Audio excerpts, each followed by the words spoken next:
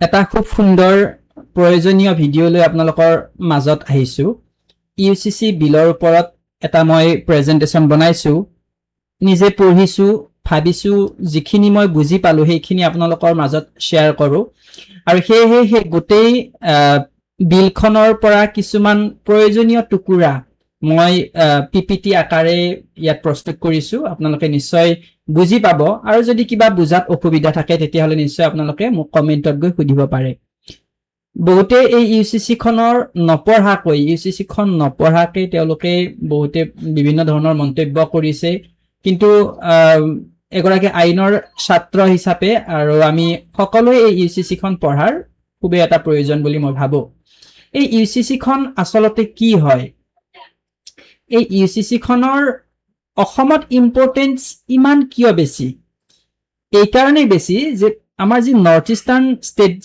বোৰ আছে তাৰ ভিতৰত প্ৰথম অসমতে এইখন কি কৰিছে আমাৰ উত্থাপন কৰিছে আৰু বিশেষকৈ এই ইউচিচি কি কৰিব অৰ্থাৎ ইউনিফৰ্ম সিভিল কোডে কি কৰিব বিয়া বাৰুৰ ক্ষেত্ৰত বা ডিভোৰ্সৰ ক্ষেত্ৰত বা সাকসেশন বা লিভ ইন ৰিলেশনশিপ এই সকলোবোৰৰ ওপৰত কি কৰিব কাম কৰিব বা এই সকলোবোৰৰ ওপৰত এই ইউচিচি আহিব ইউচিচি খনৰ এনেকুৱা নহয় যে আজি হঠাৎ ইউচিচি আহিছে ইউচিচি খন আগৰ পৰাই কনস্টিটিউশনৰ এটা পাৰ্ট হিচাপে আছিল মই কোট আছে কিমান নাম্বাৰ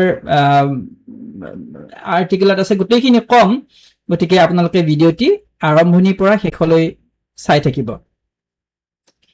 এই ইউনিফৰ্ম সিভিল কোড কি হয় এটো সকলোৱে জানো এটা common set of civil laws হয় যত সকলোৰে মানে ফ্যামিলি লৰ ক্ষেত্ৰত এটো বিশেষকৈ ইমপ্লিমেন্ট হ'ব আৰু সকলো ধৰ্মৰ কাৰণে এটো এটা সেম হ'ব মানে এনেকুৱা নহয় যে মুছলিমৰ কাৰণে বেলেগ আগতে যেনেকুৱা মুছলিমৰ কাৰণে মুছলিম ল আছিল হিন্দুৰ কাৰণে হিন্দু মেৰিজ এক্ট আছিল 1955 বা স্পেশাল মেৰিজ এক্ট আছিল গতি এই সকলোবোৰক এটা কৰি এখনেই ল হ'ব সেইখন হ'ব কি ইউনিফৰ্ম সিভিল কোড অৰ্থাৎ ভাৰতীয় সংবিধানতো আমাৰ এই ইউচিচিৰ কথা আছে কত আছে আৰ্টিকেল 44 ত আছে ডিপিএসপি অৰ্থাৎ পাৰ্ট 4 কনস্টিটিউশনৰ পাৰ্ট 4 ত আৰ্টিকেল 44 ত কি আছে এই ডিপিএসপি ইউচিচিৰ কথা আছে এই 44 আৰ্টিকেলটো কিহৰ লগত জড়িত লিংক আছে আৰ্টিকেল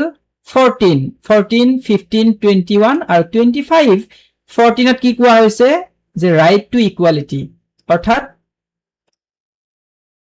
আইনৰ ক্ষেত্ৰত ৰাইট টু ইকুৱালিটি বা ইকুৱালিটি বিফোৰ ল অৰ্থাৎ আইনৰ ক্ষেত্ৰত সকলোবোৰ সমান ইয়াত হিন্দু মুছলিম খ্ৰীষ্টিয়ান তেনেকুৱা নহয় আইনৰ ক্ষেত্ৰত সকলোবোৰ কি হয় সমান অৰ্থাৎ এই 44 ৰ লগত এটো 14 টো লিংক আছে আৰু 15 টো কেনেকে লিংক আছে এটো কৈছে মানে ডিসক্ৰিমিনেশন হ'ব না লাগে according to কি বেসিসৰ ওপৰত ৰেস কাষ্ট সেক্স প্লেস এইবোৰৰ ওপৰত কি হ'ব না লাগে ডিসক্ৰিমিনেশন হ'ব না লাগে আৰু 21 ত কৈছে এটো কি লিবাৰ্টি ৰাইট টু লিবাৰ্টি লিবাৰ্টিৰ ওপৰত বহুত এটা ডাঙৰ এটা কনসেপ্ট এটা আছে এটো মই এনেকে কোৱা সম্ভৱ নহব মই কেতিয়াবা আৰ্টিকেল 21 ৰ ওপৰত মই এটা ভিডিও বনাবৰ কাৰণে চেষ্টা কৰিম বাৰু তাৰ পিছত আহিছো 25 ৰ ওপৰত 25 ত কি কৈছে 25 টো হৈছে আপোনাৰ ৰিলিজনৰ ওপৰত অৰ্থাৎ ধৰ্ম যে পালন কৰিম আমি সকলোৱে এইটো এটা আমাৰ কি স্বাধীনতা আছে এই আইনখন বা আইন এতিয়ালৈকে হোৱা নাই এইখন এটা এখন বিলে হৈ আছে আৰু এই ইউচিচি বিলখনে বা আইন যদি হৈ যায় তেতিয়া হলে আমাৰ কমন যিবোৰ পিপল অৰ্থাৎ সাধাৰণ যিবোৰ মানুহ আছে তেওঁলোকৰ ওপৰত কেনেকৈ প্ৰভাৱ পৰিব তেওঁলোকৰ বিবাহৰ ৰেজিষ্ট্ৰেচনৰ ওপৰত প্ৰভাৱ পৰিব ইনহেৰিটেন্স ৰাইটস অৰ্থাৎ যদি কাৰোবাৰ পৈতৃক সম্পত্তিৰ কথা আছে ফ্যামিলি ডিসপিউটস আমাৰ পৰিয়াল বিলাকত এটো প্ৰায় হৈ থাকে ফ্যামিলি ডিসপিউটস বিলাক আমাৰ ফ্যামিলি কাজিয়া বিলাক হৈ থাকে তাত লিগ্যাল প্ৰটেকচন কেনেকৈ লব পাৰিব এই গোটেইখিনিৰ ওপৰত ইউচিচি কি কৰিব মাত মাতিব গতিকে নেক্সট স্লাইডত আহিছো বেন অন পলিগামি এতিয়া মই এটা কথা কৈছো, বহুত মানুহে বিশেষকে এটা নিৰ্দিষ্ট ধৰ্মৰ ওপৰত, মই যদি কওঁ যে ইছলাম ধৰ্মৰ ওপৰত বহুত মানুহে কৈছে, ইছলাম ধৰ্মৰ কিছু মানুহেও ইয়াক প্ৰতিবাদ কৰিছে যে আমি এইটো মানি নলওঁ, আমাৰ ধৰ্মৰ আঘাত সানিছে। ঠিক আছে, যদি আপোনাৰ কাৰোবাৰ দৃষ্টিত আঘাত সানিছে, এইটো আপোনালোকৰ নিজৰ স্বাধীনতা আছে, আপোনালোকে এইটো ৰাইটছ আছে, আপোনালোকে এইটো মাত মাতিব পাৰে। কিন্তু মই যদি কওঁ যে পলিগামী অৰ্থাৎ এটা সময়ত এগৰাকী স্পাউচ, আইদাৰ যদি ৱাইফৰ ক্ষেত্ৰত হয়, সেই ৱাইফজনৰ এজনেই হাজবেণ্ড হ'ব লাগিব, আৰু যদি হাজবেণ্ডৰ ক্ষেত্ৰত হয় এগৰাকীয়ে ৱাইফ হ'ব লাগিব। অৰ্থাৎ এগৰাকী মানুহে এজনীতকৈ বেছি বিয়া পাতিব নোৱাৰে। এইটো কি বেয়া কথা? এইটোতো মোৰ মতেতো বৰ ভাল কথা হ'ল। এইটো আপুনি নিশ্চয় এইটো ছাপোৰ্ট কৰিব। গতিকে এইটো এটা হৈছে আপোনাৰ এই UCC খনত ভিতৰত থকা এটা বস্তু। তাৰপিছত আহিছো মেৰেজ ৰেজিষ্ট্ৰেশ্যন। এইটোনো কি পুৰণি নতুন কথা? এইটোতো আমি কৰিয়ে আছো। মই আজিলৈকে 14খন 15খন বিয়া পাতি দিলো মানুহৰ। গতিকে এই ৰেজিষ্ট্ৰেশ্যনৰ ক্ষেত্ৰত এইটো নতুন কথা একোৱেই নহয়। কিন্তু এটা বস্তু হয়, আগতে ৰেজিষ্ট্ৰেশ্যনটো মেণ্ডেটৰী নাছিল, মানে কোনোবাই কৰিছিল কোনোবাই নকৰে তেনেকুৱা আছিল। কিন্তু বৰ্তমান ৰেজিষ্ট্ৰেশ্যনটো মেণ্ডেটৰী হৈ যাব যেতিয়া UCC খন আইনলৈ পৰিৱৰ্তন হ'ব। বুজি পাইছেনে কথাটো? একো নাই, যদি হৈ যায়, যদি UCC ধুনীয়াকে আপোনালোকে বিয়াখনৰ ৰেজিষ্ট্ৰেশ্যন কৰি ল'ব, আৰু তেতিয়া হয়তো চৰকাৰেও কিছু সহায় কৰিব ৰেজিষ্ট্ৰেশ্যনৰ ক্ষেত্ৰত, কিছু শিথিলতা আনিব। কাৰণ এই ৰেজিষ্ট্ৰেশ্যন কৰাৰ সময়ত কিন্তু আমি নিজে গম পাইছো বৰ প্ৰচেছটো অলপ জটিল হৈ যায়। ইমান জটিল কৰিব লগা মোৰ মতে একো নাই। যিহেতু বিয়া পাতি কিছুমান মানুহেতো বিয়া পতাৰ পিছত সামাজিকভাৱে বিয়া পতাৰ পিছত তেওঁলোকে ৰেজিষ্ট্ৰেশ্যন কৰিব আহে। তেওঁলোকৰ ক্ষেত্ৰতো যিমানখিনি মানে একোটা চিষ্টেমেটিক দেখাব, এইটো আচলতে ইমান হ'ব নালাগে। মই এইটোত বিৰোধ কৰিম। গতিকে এইটো এটা সহজ সৰলতা পদ্ধতি হ'ব লাগে। গতিকে আৰু এই পদ্ধতিত যাতে সকলোৱে নিজে নিজে যাতে ৰেজিষ্ট্ৰেশ্যনটো কৰি ল'ব পাৰে ধুনীয়াকে। তাৰপিছত আহিছো বেনিফিটছ ফৰ ৰুৰেল ফেমিলিজ। অকল ৰুৰেলৰ ক্ষেত্ৰতে বেনিফিটছ হ'ব বুলি মই নকওঁ, কাৰণ এনেকুৱা নহয় যে ডিছপিউটছ অকল গাঁৱৰ মানুহে কৰে, কাজিয়া অকল গাঁৱৰ মানুহে কৰে, তেনেকুৱা নহয়। এইটো সকলোৱে কাজিয়া কৰে কম বেছি পৰিমাণে, আৰু সকলোৰে ক্ষেত্ৰত ফেমিলি যদি কিবা ডিছপিউট থাকে, সকলোৰে ক্ষেত্ৰত কি হ'ব? এইটো সহায়ক হ'ব বা বেনিফিট হ'ব। তাৰপিছত আহিছো ডিভোৰ্চ ৰেজিষ্ট্ৰেশ্যন। এইটো এটা মানে ডিভোৰ্চৰ ক্ষেত্ৰতো আগতে যেনেকুৱা আমি কোৰ্টৰ ওচৰত যাওঁ, ফেমিলি কোৰ্টত, গতিকে এইটো তাৰ বৰ বিশেষ একো পৰিৱৰ্তন নহয়, ৰেজিষ্ট্ৰেশ্যন কৰিব লাগিব। কিন্তু আগতকৈ এতিয়া অলপ যদি এইখন আহে চিষ্টেমেটিক অলপ বেছি হ'ব, আৰু মই সেইটোৱে ভাবোঁ। তাৰপিছত আহিছো লিভ ইন ৰিলেশ্যনশ্বিপ। এইটোৰ বিষয়টো বাপৰে কিমানে যে সুধি আছে, কিমান কথা। এইটো ব্যক্তিগতভাৱে কোনে কি কথা কয় নাজানো, কিন্তু লিভ ইন ৰিলেশ্যনশ্বিপত চৰকাৰে কোনো ধৰণৰ বাধা দিয়া নাই। মই যদি ক'ব যাওঁ, মানে বহুতে কৈ আছে যে লিভ ইন ৰিলেশ্যনশ্বিপ অসমত নহয়, কিবা কিবি নহয়। লিভ ইন ৰিলেশ্যনশ্বিপ হ'ব পাৰে, বা তেওঁ এইটো এটা এনেকুৱা নহয় যে বেন কৰি দিছে, কিন্তু এনেকুৱা কিছু ক্ৰাইটেৰিয়া লগাই দিছে যাতে আপুনি এবাৰ লিভ ইন কৰাৰ আগত মানে আপুনি কি কৰিব লাগিব, এবাৰ ভাবিব লাগিব। মানে লিগেল ৰিকগনাইজ কৰিছে লিগেলি, কিন্তু চিষ্টেমটো কি কৰিছে জানেনে? যদি লিভ ইনত থাকিব বিচাৰে আপুনি ৰেজিষ্ট্ৰেশ্যন কৰিব লাগিব। এতিয়া আপুনি এটা কথা কওক, যদি আপুনি লিভ ইনত থাকি ৰেজিষ্ট্ৰেশ্যন কৰিব লগা হয়, তাৰপিছত আপুনি বিয়াৰে ৰেজিষ্ট্ৰেশ্যন কৰি ল'ব ধুনীয়াকে, হয় নে নহয়?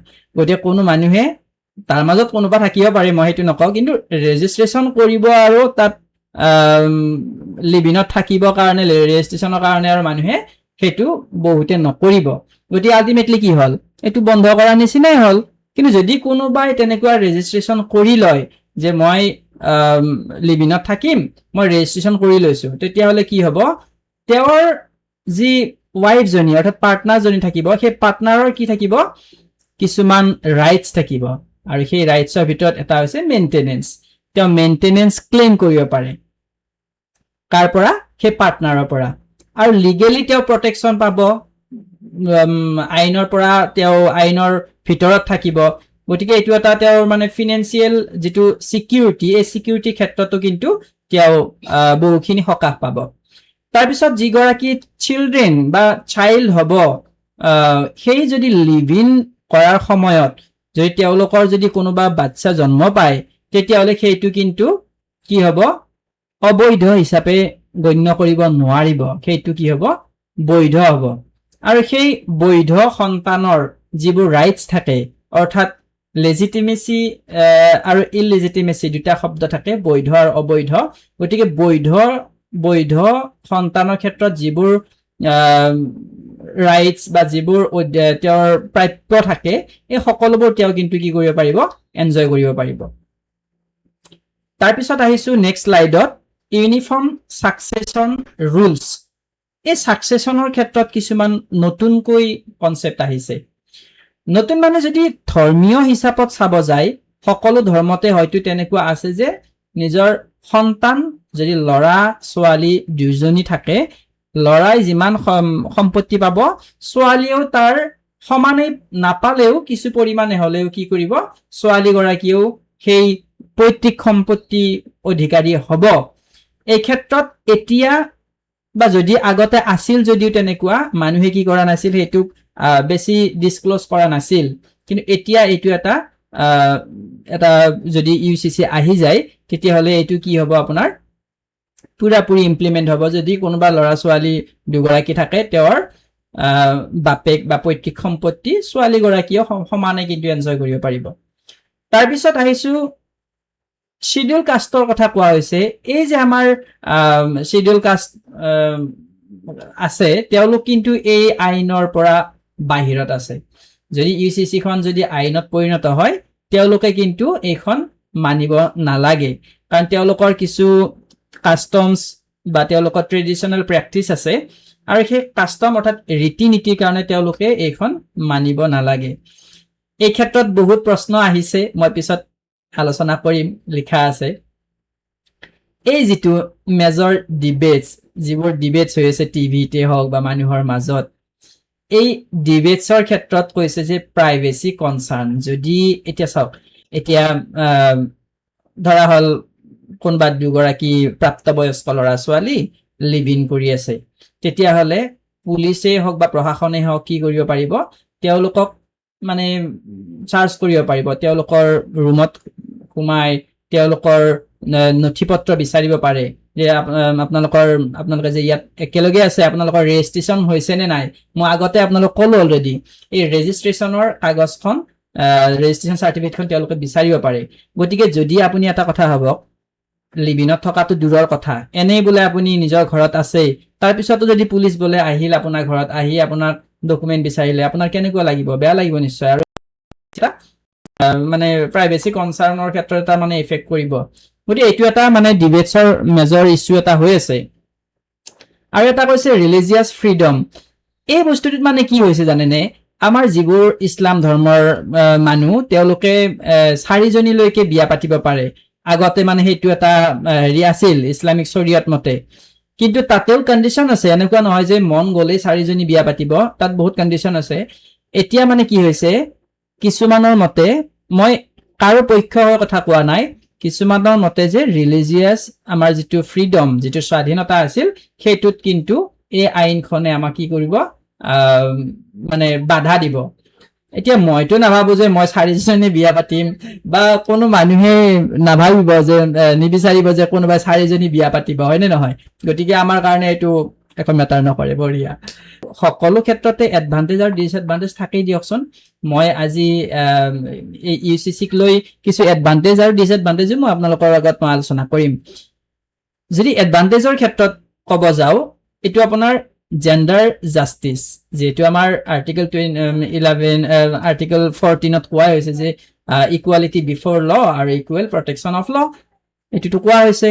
আৰু আমাৰ আৰ্টিকল 15ত কোৱা হৈছে যে নো ডিছক্ৰিমিনেশ্যন একৰ্ডিং টু কি basis of race, caste, sex, place. মানুহৰ লিংগ ভেদ কৰিব নোৱাৰে, পুৰুষৰ বেলেগ মহিলাৰ কাৰণে বেলেগ তেনেকুৱা হ'ব নোৱাৰে। গতিকে জাষ্টিচটো ইকুৱেল হ'ব এইটোত, সেইটো কথা কোৱা হৈছে। তাৰপিছত কৈছে লিগেল চাৰ্টেনিটি আছে, চিলড্ৰেন প্ৰটেকশ্যনৰ কথা কোৱা হৈছে। যদি কোনোবা যদি সেই লিভিনৰ ক্ষেত্ৰতে যদি মই কৈছো, লিভিনৰ ক্ষেত্ৰত যদি কোনোবা সন্তান যদি জন্ম হয় তেতিয়াহ'লে তেওঁ কি হ'ব ফুল্লি প্ৰটেক্টেড হ'ব। তাৰপিছত আছে আপোনাৰ ডিসএডভান্টেজৰ ক্ষেত্ৰত যদি মই ক'ব যাওঁ, ডিসএডভান্টেজত কি কৈছে যে আমাৰ প্ৰাইভেচি কনচাৰ্ন, মই ইতিমধ্যে ক'লো যে আমাৰ যিটো প্ৰাইভেচি থাকিব, যে ঘৰত কোনোবা ৰুমত ল'ৰা ছোৱালী এহাল আছে, তেওঁলোক প্ৰাপ্তবয়স্ক, কিন্তু তেওঁলোকৰ সেই নথিখন চাব কাৰণে বা তেওঁলোকৰ ৰেজিষ্ট্ৰেশ্যন হৈছে নে নাই, এই সকলোবোৰ চোৱাৰ কাৰণে পুলিচ প্ৰশাসনে কিন্তু ভিতৰত সোমাই তেওঁলোকৰ সেইবোৰ চোৱাৰ কাৰণে এটা হয়তো সুবিধা ল'ব পাৰে বহু পুলিচে। মই সকলোকে কোৱা নাই, কিন্তু আছে কিছুমান তেনেকুৱা মানুহ ওলাব পাৰে, গতিকে এইটো এটা সুবিধা ল'ব পাৰে, গতিকে এইটো এটা আপোনাৰ ডিসএডভান্টেজ বুলি ধৰিলো।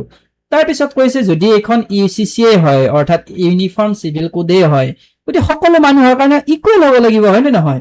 কিন্তু ইয়াত কোৱা হৈছে যিবোৰ ট্ৰাইবেল আমাৰ কমিউনিটি আছে, ট্ৰাইবেল কাষ্ট আছে, তেওঁলোক এই যিখন বিল, এই বিলখনৰ পৰা তেওঁলোকে কি হ'ব, নাথাকিব। এইখন বিলৰ পৰা তেওঁলোক এইখন বিল তেওঁলোকে মানিব নালাগে বা আইনখন মানিব নালাগে, এইটো কথা কোৱা হৈছে। গতিকে যদি তেনেকুৱা হয়, তেতিয়াহ'লে কিছুমানৰ মতে যে এইখন কেনেকেনো ইউনিফৰ্ম হ'ল, এইটো এটা কথা হৈছে। আৰু এটা আপোনাৰ যদি মই ডিসএডভান্টেজ চাওঁ, সেইটো হৈছে ইমপ্লিমেণ্টৰ ক্ষেত্ৰত কিন্তু চেলেঞ্জেছ আহিবই, কাৰণ এইখন যদি ইমপ্লিমেণ্ট কৰে তেতিয়াহ'লে আপোনাৰ BNSৰো কিছু ছেকশ্যন আপোনাৰ চেঞ্জ হ'ব পাৰে বা এমেণ্ডমেণ্ট হ'ব পাৰে, বা কোনোবা বেলেগ তেনেকুৱা যদি আইনৰ কিবা তেনেকুৱা সেই ইউচিচিৰ লগত জড়িত যদি কিবা তেনেকুৱা আইন ইতিমধ্যে আগতে ইমপ্লিমেণ্ট হৈ আছে, সেইবোৰো কি হ'ব পাৰে, সংশোধনী হ'ব পাৰে। গতিকে এইটো এটা ইমান সহজ কথা নহয় যে কোনোবা এখন বিল বা আইন পতককে লৈ অহাটো ইমান সহজ কথা নহয়, এইটো এটা। তাৰপিছত এই আপোনাৰ এক্সামৰ ক্ষেত্ৰত যদি কোনোবাই চাব খোজে, আমাৰ বিশেষকৈ LLB বা LLMৰ ষ্টুডেণ্টছ বিলাকক কৈছো, তেতিয়াহ'লে আপোনালোকে আৰ্টিকল 44ৰ কথা পঢ়িব পাৰে, এইটো DPSPত আছে। পলিগেমি বেনৰ কথা আছে, কম্পালচৰি ৰেজিষ্ট্ৰেশ্যন, ছাকচেছনৰ কি আছে, ৰিফৰ্মৰ কথা, মাত্ৰ ধুনীয়াকে এইবোৰ বস্তু আপোনালোকে পঢ়ি ল'ব পাৰে। এইখিনিয়ে হয়। আৰু কনক্লুজনত মই এইটো কৈছো যে এটা বেলেঞ্চ, ইকুৱালিটিটো এটা বেলেঞ্চ কৰিবৰ কাৰণে এই ইউচিচিখন যদি আহে, ইমপ্লিমেণ্ট হয়, তেতিয়াহ'লে এটা বেলেঞ্চিং এটা হ'ব, মানে গোটেইখিনি জেণ্ডাৰৰ ক্ষেত্ৰতে হওক, গতিকে আমাৰ যিটো কালচাৰ, এই গোটেইখিনি মানে এখন আইন আৰু এখন দেশ, মানে ওৱান নেশ্যন ওৱান এক্ট, এনেকুৱা টাইপৰ বস্তু হ'ব। গতিকে এইখিনিয়ে কথা। আৰু আপোনালোকে যদি কিবা তেনেকুৱা এই আইনখনৰ বিষয়ে মোক আপোনালোকে দিহা পৰামৰ্শ দিয়ে, যদি কিবা কোৱাত ভুলো হৈছে, তেতিয়াহ'লে নিশ্চয় দিব পাৰে। মইতো ইমান এক্সপাৰ্ট নহয়, কিন্তু মই যিখিনি বুজিছো সেইখিনিৰ ওপৰতে মই আপোনালোকক থুলমূলকৈ এইখিনি কথা ক'লো। আশা কৰোঁ আপোনালোকে এই ভিডিঅ'টি চাই নিশ্চয় বুজি পাইছে। ধন্যবাদ।